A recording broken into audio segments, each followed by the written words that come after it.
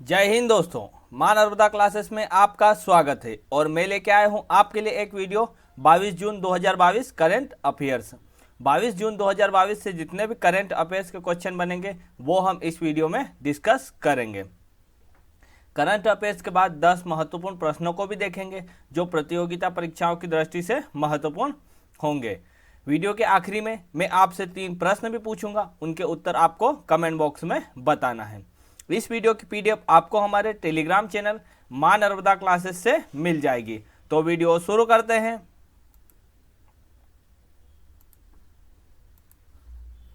प्रश्न नंबर पहला, अंतर्राष्ट्रीय योग दिवस कब मनाया जाता है? तो यह अंतर्राष्ट्रीय योग दिवस 21 जून को मनाया जाता है। कब मनाया जाता है? 21 जून को मनाया जाता है। और ये इस बार की अंतर्राष्ट्रीय योग दिवस की 2022 की थीम क्या है? मानवता के लिए योग। क्या है थीम? मानवता के लिए योग। और अंग्रेजी में क्या है? Yoga for humanity. क्या है अंग्रेजी में? Yoga for humanity. इस साल यह अंतर्राष्ट्रीय योग दिवस का 8वां संस्करण है। 2022 का यह अंतर्राष्ट्रीय योग दिवस का 8वां संस्करण है। 21 जून वर्ष का सबसे लंबा दिन होता है। 21 जून वर्ष का सबसे लंबा दिन होता है। WHO ने माई योगा नामक एक ऐप लॉन्च किया है। WHO ने माई योगा ऐप नामक एक योग ऐप लॉन्च किया है। और किसके सहयोग से? भारत सरकार के सहयोग से। 11 दिसंबर 2014 को संयुक्त राष्ट्र महासभा ने 21 जून को अंतर्राष्ट्रीय योग दिवस के रूप में घोषित किया था। अंतर्राष्ट्रीय योग दिवस को 11 दिसंबर 2014 को संयुक्त राष्ट्र महासभा ने 21 जून को अंतर्राष्ट्रीय योग दिवस के रूप में घोषित किया था। इसके बाद 21 जून 2015 को पहला अंतर्राष्ट्रीय योग दिवस मनाया गया। पहला अंतर्राष्ट्रीय योग दिवस कब मनाया गया? 21 जून 2015 को मनाया गया। कोविड-19 महामारी के कारण पिछले साल जो 2021 का अंतर्राष्ट्रीय योग दिवस की थीम थी वो थी स्वास्थ्य के लिए योग। 2021 की थीम क्या थी? स्वास्थ्य के लिए योग। योग की उत्पत्ति भारत में 5वीं शताब्दी में से हुई थी। योग की उत्पत्ति भारत में 5वीं शताब्दी से हुई थी। महर्षि पतंजलि को योग का जनक कहा जाता है। महर्षि पतंजलि को योग का जनक कहा जाता है, जिन्होंने 195 योग सूत्र संकलित किए जो योग दर्शन की नींव बने हैं। प्रश्न नंबर दूसरा, केंद्रीय मंत्री हरदीप सिंह पुरी ने निर्माण श्रमिकों के कौशल प्रशिक्षण के लिए कौन सी एक अभिनव परियोजना का शुभारंभ किया है? तो ये निपुण। किसका किया है? निपुण। NIPUN। अब ये निपुण, इसका पूरा नाम क्या है?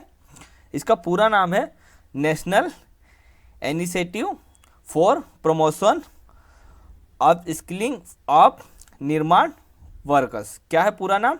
National initiative for promotion of skilling of निर्माण वर्कर्स। यह परियोजना आवास एवं शहरी कार्य मंत्रालय की दीनदयाल अंत्योदय योजना राष्ट्रीय आजीविका मिशन के तहत एक पहल है। ये जो दीनदयाल अंत्योदय योजना राष्ट्रीय आजीविका मिशन है ये कब शुरू हुआ था? ये 2014-15 में शुरू हुआ था। कब शुरू हुआ था? 2014-15 में शुरू हुआ था। प्रश्न नंबर तीसरा, किस राज्य में 20वां लोक सेवा मेला और 13वां कृषि मेला का उद्घाटन किया गया है? तो ये ओडिशा में किया गया है। कहाँ किया गया है? ओडिशा में किया गया है। इन मेलों का उद्घाटन जनजातीय मामलों और जल शक्ति राज्य मंत्री विश्वेश्वर टुडू ने किया है। इन मेलों का उद्घाटन जनजातीय मामलों और जल शक्ति राज्य मंत्री विश्वेश्वर टुडू ने इन उद्घाटन किया है। यह दोनों मेले 5 दिन तक चलेंगे और 24 जून को समाप्त हो जाएंगे। यह दोनों मेले 5 दिन तक चलेंगे और 24 जून को समाप्त हो जाएंगे। अब ये मेले कहाँ पे? ओडिशा की पुरी में आयोजित किए गए हैं। कहाँ आयोजित किए गए हैं? ओडिशा की पुरी में। अब ये ओडिशा में आयोजित किए गए हैं तो ओडिशा की राजधानी क्या है? भुवनेश्वर। ओडिशा की राजधानी क्या है? भुवनेश्वर। और ओडिशा के राज्यपाल कौन है? गणेशी लाल। ओडिशा के राज्यपाल कौन है? गणेशी लाल। और ओडिशा के मुख्यमंत्री कौन है? नवीन पटनायक। ओडिशा के मुख्यमंत्री कौन है? नवीन पटनायक। और ओडिशा दिवस या उत्कल दिवस कब मनाया जाता है? तो 1 अप्रैल को। ओडिशा दिवस या उत्कल दिवस 1 अप्रैल को मनाया जाता है।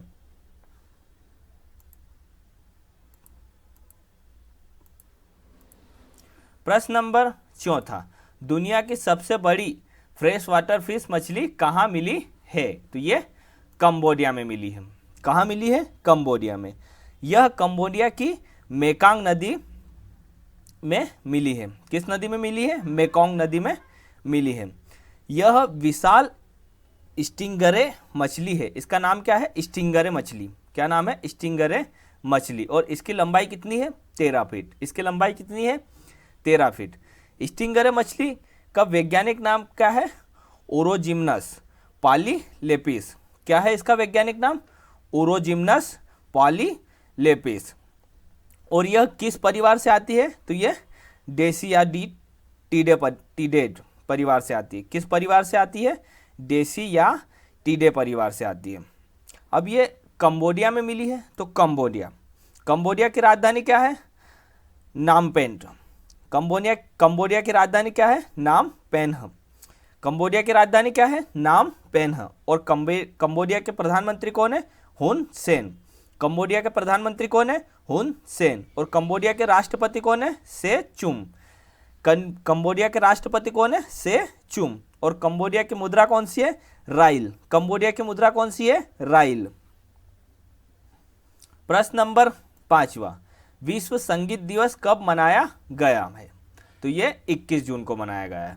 विश्व संगीत दिवस कब मनाया गया है? 21 जून को मनाया गया है। और इसकी इस बार की थीम क्या थी 2022 की? तो इसकी इस बार की थीम थी म्यूजियम ऑन द इंटेक्शन। क्या थी? Museum on the इंटेक्शन।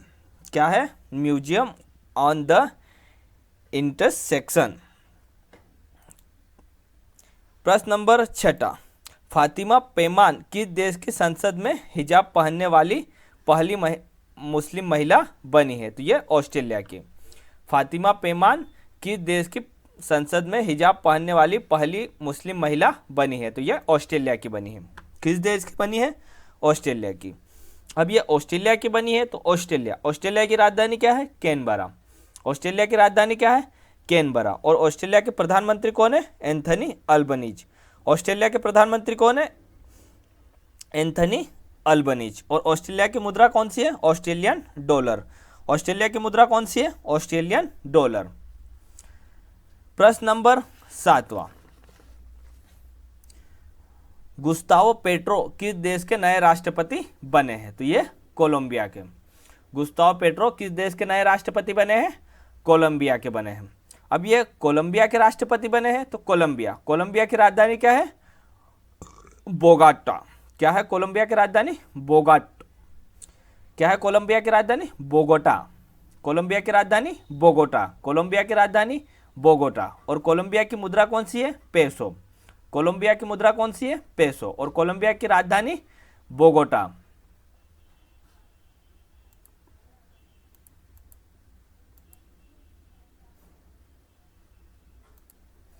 प्रश्न नंबर 8, फुटबॉल में 5वें सबसे ज्यादा गोल करने वाले खिलाड़ी कौन बने हैं? तो ये सुनील छेत्री बने हैं। फुटबॉल में 5वें सबसे ज्यादा गोल करने वाले खिलाड़ी कौन बने हैं? सुनील छेत्री बने हैं। कौन बने? सुनील छेत्री। सुनील छेत्री हमारी इंडिया फुटबॉल टीम के कप्तान हैं। कौन है? इंडिया फुटबॉल टीम के कप्तान हैं। अब ये सुनील छेत्री 5वें नंबर के हैं, तो पहले नंबर के कौन है? तो पहले नंबर के हैं क्रिस्टियानो रोनाल्डो, जिन्होंने 189 मैच में 117 गोल किए हैं।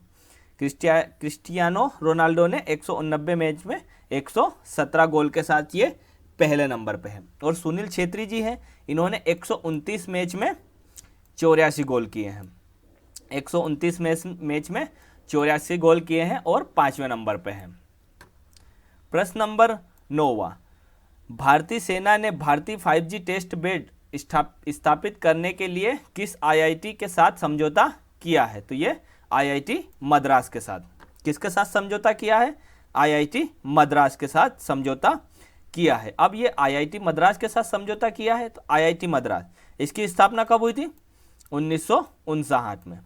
आईआईटी मद्रास की स्थापना कब हुई थी? 1959 में। और ये इसका मुख्यालय कहाँ पे है? चेन्नई। मतलब ये है कहाँ पे? चेन्नई में। प्रश्न नंबर 10वां, ऑस्ट्रेलिया ने किस देश को $50 मिलियन की सहायता प्रदान की है? तो ये श्रीलंका को। किस देश को की है? श्रीलंका को। अब ये श्रीलंका को की है, तो श्रीलंका की राजधानी कोलंबो और श्री जयवर्धनेपुरम कोट्टे।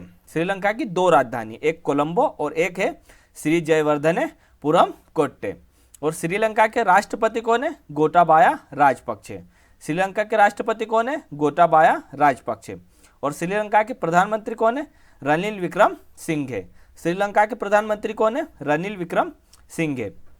और श्रीलंका की मुद्रा कौन सी है? रुपया। श्रीलंका की मुद्रा कौन सी है? रुपया। और एक और यहाँ से एक क्वेश्चन बनता है श्रीलंका और भारत के बीच से, कि श्रीलंका और भारत के बीच कौन सा जलडमरू मंडल है? तो ये पाक जलडमरू मंडल है। कौन सा है? पाक जलडमरू मंडल।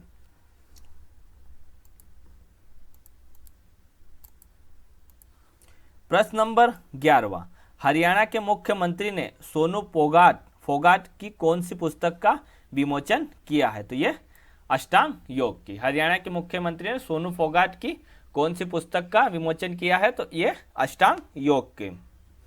प्रश्न नंबर 12वां, बेंगलुरु में सेंटर फॉर ब्रेन रिसर्च का उद्घाटन किसने किया है? तो ये हमारे प्रधानमंत्री नरेंद्र मोदी ने किया है। किसने किया है? प्रधानमंत्री नरेंद्र मोदी ने किया है।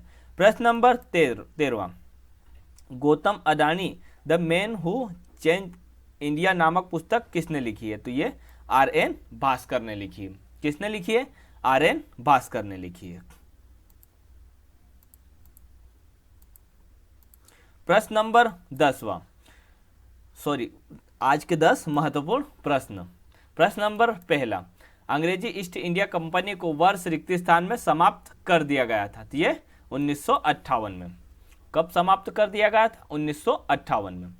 प्रश्न नंबर 2, भारत के राष्ट्रपति का कार्यकाल है? तो ये 5 वर्ष का। भारत के राष्ट्रपति का कार्यकाल है, तो ये 5 वर्ष का। प्रश्न नंबर 3, भारत के रबड़ के कुल उत्पादन का 90% उत्पादन किस राज्य में होता है? तो ये केरल में होता है। किस राज्य में होता है? केरल में।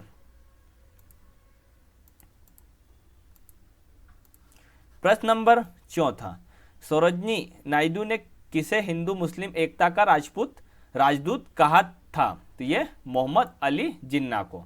सरोजनी नायडू ने किस हिंदू मुस्लिम एकता का राजदूत कहा? किसे हिंदू मुस्लिम एकता का राजदूत कहा था? तो ये मोहम्मद अली जिन्ना को कहा था। किसे कहा था? मोहम्मद अली जिन्ना को। प्रश्न नंबर 5, भारतीय राष्ट्रीय कांग्रेस की पहली भारतीय महिला अध्यक्ष कौन थी? तो ये सरोजनी नायडू थी। कौन थी? सरोजनी नायडू।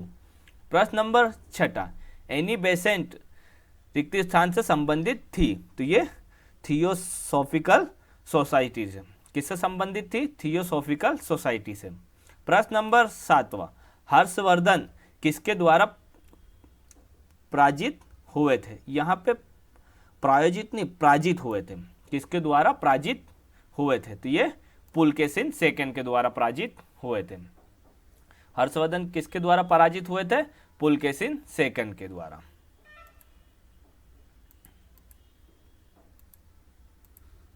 प्रश्न नंबर 8, संयुक्त राष्ट्र महासभा के अध्यक्ष के रूप में चुने जाने वाले पहले भारतीय थे? तो ये विजयलक्ष्मी पंडित थे। कौन थे?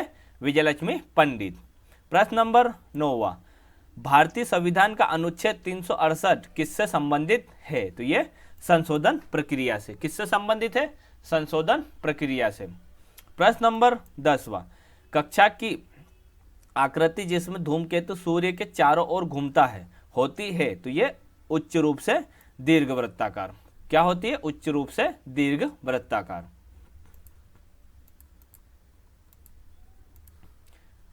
कल के प्रश्नों के उत्तर। पहला प्रश्न, सामाजिक न्याय का विश्व दिवस हर साल किस तारीख को मनाया जाता है? तो ये 20 फरवरी को मनाया जाता है। किस तारीख को मनाया जाता है? 20 फरवरी को।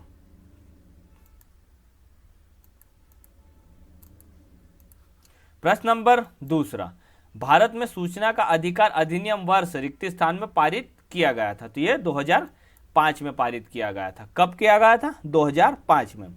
प्रश्न नंबर तीसरा, निम्नलिखित में से कौन सा भारत में सबसे शुष्क स्थान है? तो ये जैसलमेर। कौन सा है? जैसलमेर।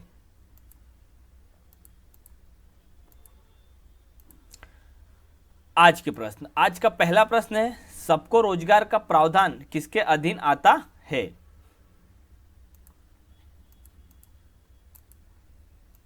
प्रश्न नंबर दूसरा, कौन सा हिमनद ब्रह्मपुत्र नदी का स्रोत है?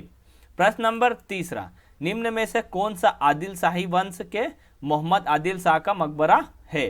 निम्न में से कौन सा आदिल शाही वंश के मोहम्मद आदिल शाह का मकबरा है? इन तीनों प्रश्नों के उत्तर आपको कमेंट बॉक्स में देना है।